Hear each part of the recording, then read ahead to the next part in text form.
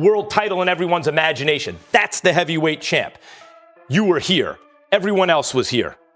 But since then, the feeling has been Joshua makes all this money fighting anyway, 30 million pounds, whatever it is. Why should he take 40 or 50 to fight Wilder when he's making against anybody? He can make 30, 40 million pounds, whatever it is.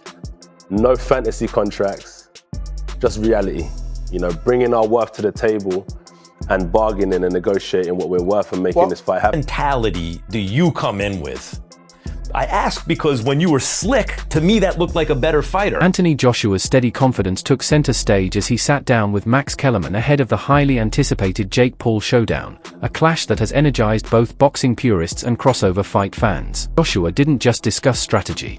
He peeled back the layers of pressure, legacy, and spectacle surrounding this unexpected matchup. With Kellerman pushing for deeper insight, Joshua addressed the critics, the stakes, and the surprising motivations behind stepping into the ring with one of the sport's most polarizing figures. An undefeated Olympic super heavyweight gold medalist, you're entering your physical prime, and you put 100,000 people in Wembley. So I get your argument. I have the economic clout. He's not coming in as partners. I should get a bigger slice of the pie. Let's have a realistic negotiation. Kellerman, known for mixing sharp technical insight with a touch of theatrical skepticism, immediately zeroed in on the bigger narrative surrounding the event. He insisted there's no way around it. This is one of the strangest matchups we've seen in heavyweight boxing. Joshua is a former world champion. Jake Paul is still an internet entertainer. So why is this fight even happening? It was the same question millions of fans had been asking since the announcement. Joshua's response set the tone for the rest of the conversation. Beat a guy like that, you're not going to outbox him. If you're waiting on him and he's initiating and he's feinting you into counters and then he's countering. When asked what he respects most about Jake Paul, Anthony Joshua answered calmly yet pointedly, he's bringing new eyes to boxing. He acknowledged that Paul, despite his unconventional start and lack of amateur background, has jumped straight into the deep end. He's throwing himself into pressure situations. Joshua said that, for him, the best thing about Paul is his enthusiasm and his willingness to challenge himself at a high level, something that, in Joshua's view, helps shine a spotlight on the sport and push boxing toward fresher, broader audiences. Paul, does he remind you of any guy that you fought before? Or is this a unique situation that you've never come across? Very unique situation I've never come across, but treating with the same respect that I give all my competition. So you got the mental fortitude, he's got the mental fortitude. But what's the one best thing that you pride Jake Paul of having that maybe you haven't seen in other competition you faced so far? From a physical aspect, I couldn't even mention it at the minute. But from a mental aspect, he offered me the fight. Normally I'm offering people fights. He's told me, come and fight. So he believes in himself. What does the word legacy mean to you, AJ? Legacy, what does it mean? This is why I was actually asking someone, what does legacy mean? I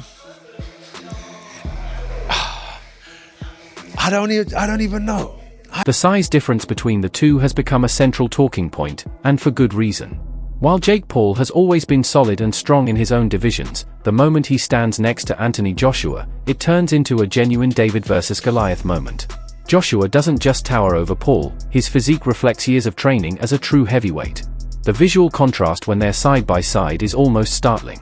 Even though Paul has added muscle and weight, he still can't match the natural size or presence of someone who has spent his entire career battling other heavyweights. Versus AJ, as though Jake Paul is the bigger in this equation.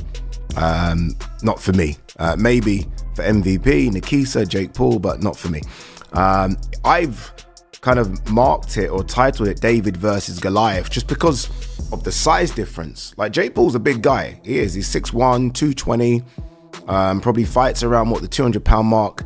AJ is an enormous guy.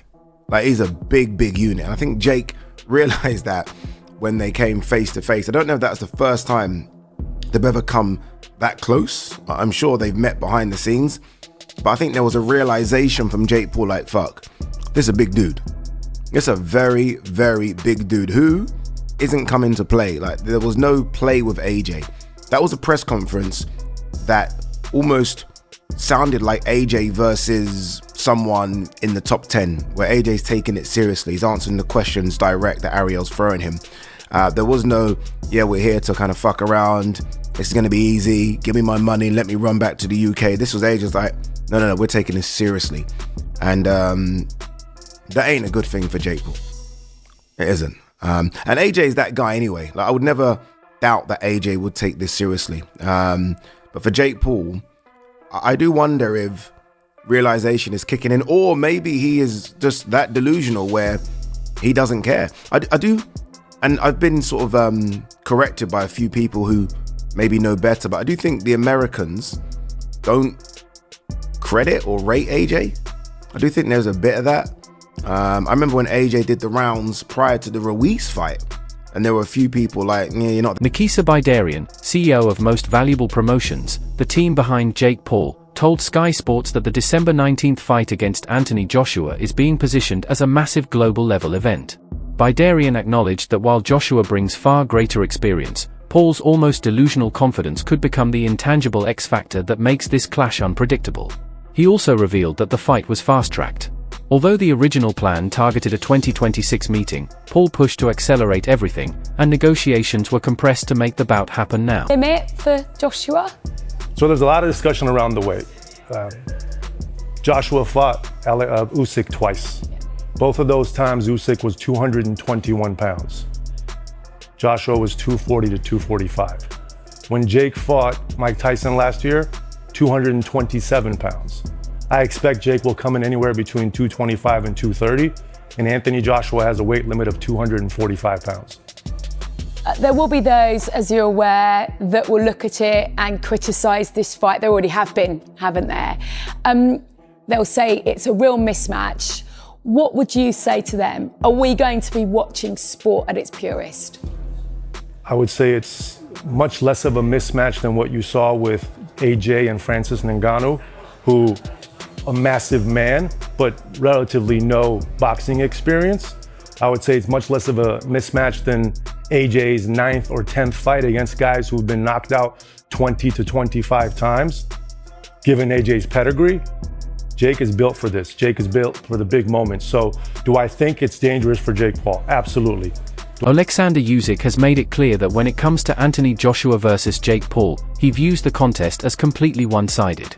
Usyk described Joshua as a Rolls-Royce and Paul as a Fiat, suggesting there's simply no genuine comparison between a seasoned heavyweight and an influencer-turned-boxer. According to Usyk, the gap isn't about fame or hype.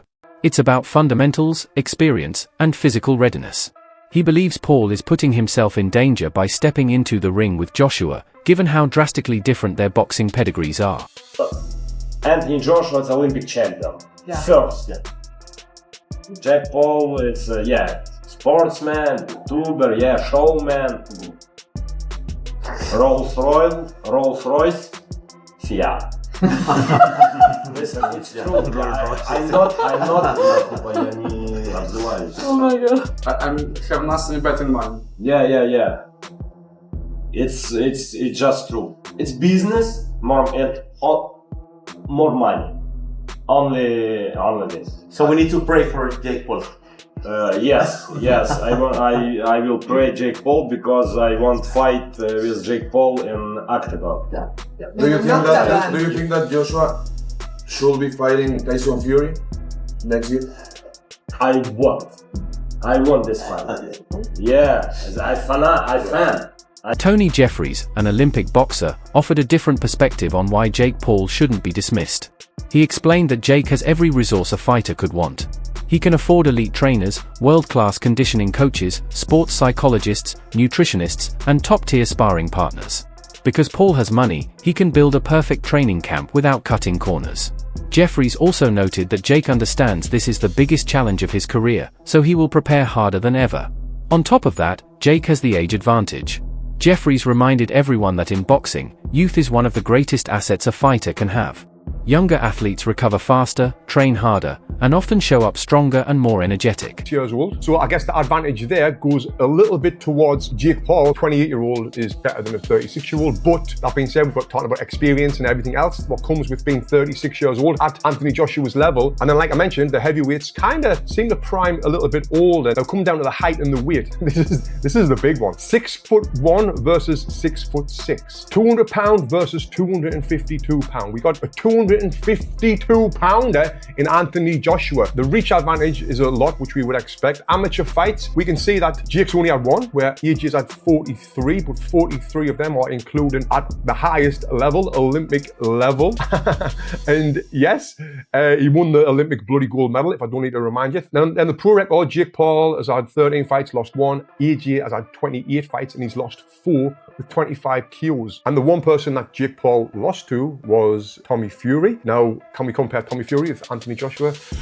Not at all. It's like night and day. So now I'm going to talk about the rules of this fight, and I'll give you my prediction, which is going to shock a lot of people after this. So, what are the rules? The bout will take place at a heavyweight, obviously. It's going to be 8 3-minute rounds. You might think, well, that's better for Jake Paul, and I'm thinking, not really. It's better for Anthony Joshua because he's just going to go all out for them 8 3-minute rounds. And imagine that, Anthony Joshua blasting at you, 6'6", whatever he is, 250 pounds, throwing big bombs at you. Anyway, both fighters will be using 10-ounce gloves for the duration of the contest. Why have they got that on there? It says both fighters will be wearing 10-ounce gloves for the duration of the contest. What do you expect? Them to take them off halfway through and switch them to 12s?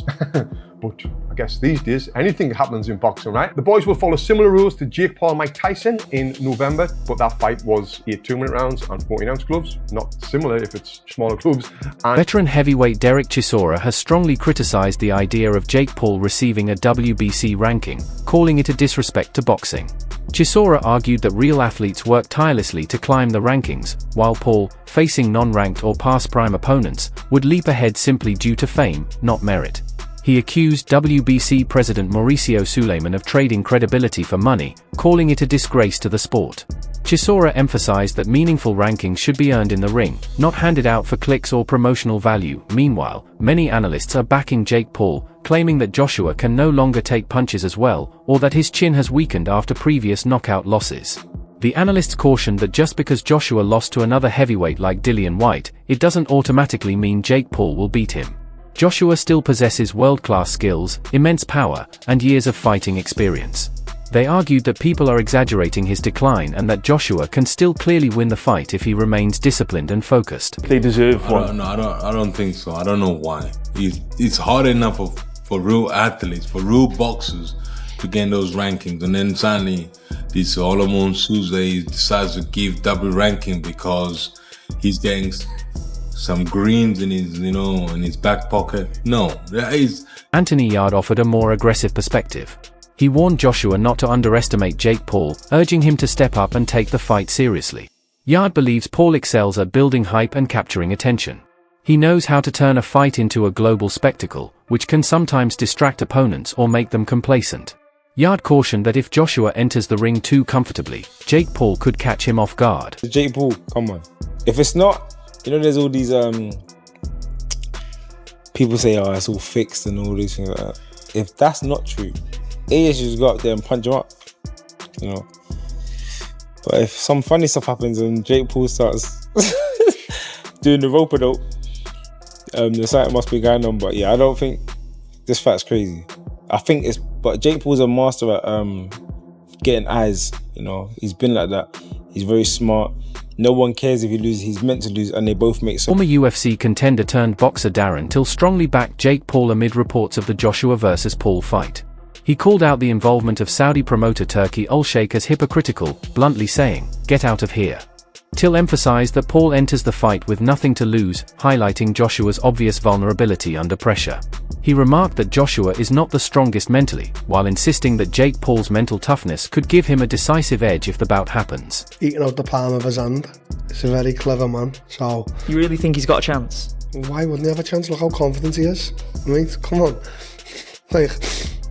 Anthony would have all the pressure in the world, and if Anthony didn't do him with the first few punches, he'd start doubting himself in his head, because that's what he does. But no, Anthony should win, shouldn't he? But what do you make of Tyson Fury saying that he's going to put $1 million bet on Jake winning by knockout? Tyson to leg it, lad. He's retired about 50 times. What's he on about, mate? Just tell him to leg it, and I'd love him. If he walked in here, I'd obviously... At one point, you were good friends. I'm still good friends, but obviously if he walked in here, I'd act like I'm not talking about him, but then on the camera I'm talking to him. Is this not what we're on? Is everyone not fake, or no? We all... What are we on here? Are we all acting like we don't hate each other? Like, come on. Like what? Former 3-weight world champion and former ITV boxing commentator Duke McKenzie has voiced strong criticism of the idea of Anthony Joshua fighting Jake Paul, particularly in the context of crossover matchups. McKenzie condemned the growing trend of YouTubers and MMA fighters stepping into boxing, calling it misguided. Reflecting on Joshua's bout with ex-UFC champion Francis Ngannou, he warned it could have ended in tragedy, arguing the MMA fighter should never have faced Joshua. McKenzie emphasized that boxers and MMA pros should stick to their own arenas, urging them to stay in their lane to preserve both safety and the integrity of the sport. As a promoter, first and foremost, and he's in the business of making money, I'm not so sure he's even thinking about anybody's, getting hurt or anything like that. That hasn't even entered his head. But it should, because somebody could easily lose their life. That's quite a concern, isn't it? I mean, that should be the forefront of everybody's mind. I think so. There's the fight business, and then there's the fight game, and the way they're talking about it, they're talking about it like it's a game. I don't think Anthony Joshua would take Jake Paul lightly, any way, shape, or form, and it'd be so easy to hit. You're talking about a trained athlete. Chael Sonnen joked that Jake Paul would try to call out Anthony Joshua even on the day of the fight if he could, but he reminded everyone that this isn't how the business works. Sonnen explained that Jake is funding almost everything, from press events to promotional activities, because he is not just the fighter, he's also the promoter. That means he carries the financial pressure and can't simply change plans last minute or surprise people with sudden calls. Sonnen stressed that Jake created this entire path for himself, and with that comes responsibility, as his money, time, and reputation are all on the line.